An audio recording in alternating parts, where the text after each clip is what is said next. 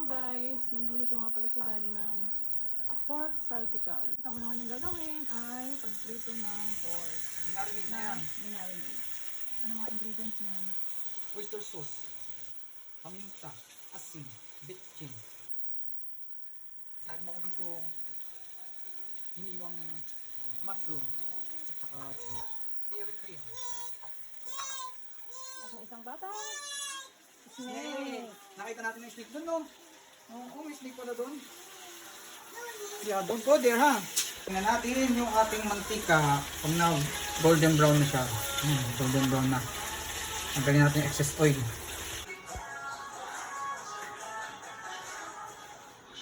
Lagyan natin ng konting tubig. Lalambutin natin. Dalagyan na natin ang ating mushroom. Okay. Mushroom. Halo-halo natin ng konting asukal.